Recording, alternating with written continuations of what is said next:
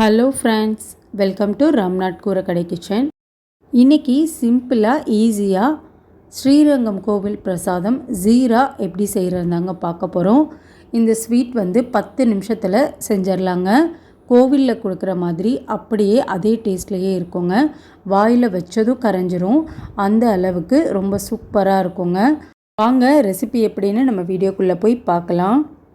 First இந்த recipe செய்கிறதுக்கு கடாயில் 3 டேபிள் ஸ்பூன் அளவுக்கு நெய் சேர்த்துக்கலாங்க. நெய் நல்லா சூடானதுக்கப்புறம் 1 கப் அளவுக்கு ரவை சேர்த்துக்கலாங்க. அடுப்பை மிதமான தீயில் வச்சுட்டு நல்லா வறுத்துக்கணுங்க. ரவையோட கலர் கொஞ்சம் மாறிடணும், லைட் ப்ரௌன் கலரில் வரணும். ரொம்ப கருக விட்டுறக்கூடாதுங்க. இந்த சமயத்தில் எந்த கப்பில் நம்ம ரவை எடுத்தோமோ அதே கப்பில் 3 கப் அளவுக்கு தண்ணி நான் கொதிக்க வச்சுருக்கேங்க. ரவை எடுத்த அதே கப்பில் 1 கப் அளவுக்கு கல்கண்டு நல்லா பொடி பண்ணி எடுத்துக்கலாங்க. இதே கப்லேயே 1 கப் அளவுக்கு நாட்டு சர்க்கரையும் சேர்த்துக்கலாங்க. இப்போ பாருங்கள், ரவை நல்லா ஒரு 4 நிமிஷத்தில் நல்லா வறுபட்டுருச்சு.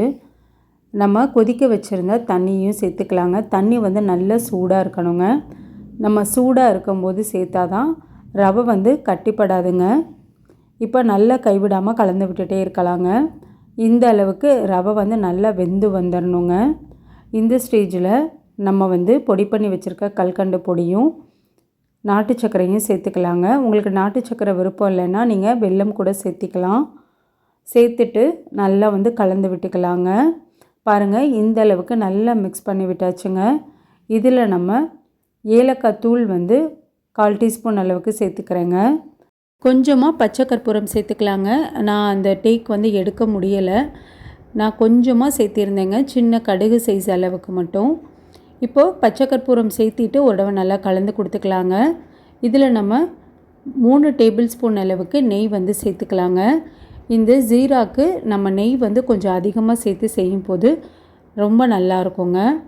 ஒரு 2 நிமிஷம் போல் மட்டும் நல்லா மிக்ஸ் பண்ணி விட்டுறலாங்க. இப்போது சூப்பரான ஜீரா ரெடிங்க. நம்ம சேர்த்துருந்த நெய் எல்லாமே சைடில் நல்லா பிரிஞ்சு வந்திருக்கு பாருங்கள்.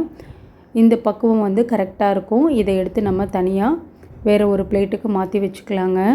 அவ்வளோதாங்க, ரொம்ப டேஸ்டியான ஒரு ஸ்வீட் ரெசிபி.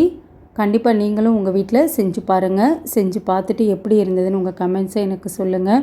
நீங்கள் இப்போ தான் நம்ம சேனலை ஃபர்ஸ்ட் டைம் பார்க்குறீங்கன்னா ராம்நாத் கூரக்கடை கிச்சனை சப்ஸ்கிரைப் பண்ணிக்கோங்க. பக்கத்தில் இருக்க பெல் ஐக்கானை கிளிக் பண்ணிவிட்டு ஆல்ன்ற ஆப்ஷனை டிக் பண்ணிக்கோங்க. அப்போ தான் நான் போடுற புத்தம்புது ரெசிபீஸ் நோட்டிஃபிகேஷனில் உங்களுக்கு உடனுக்குடனே வரும். இந்த வீடியோ உங்களுக்கு பிடிச்சிருந்ததுன்னா லைக் பண்ணுங்கள். உங்கள் ஃப்ரெண்ட்ஸ் அண்ட் ரிலேட்டிவ் ஃபேமிலிக்கும் ஷேர் பண்ணுங்கள். இனி நான் வேறு ஒரு இன்ட்ரெஸ்டிங்கான ரெசிப்பியில் உங்களை பார்க்குறேங்க. தேங்க்ஸ் ஃபார் வாட்சிங்.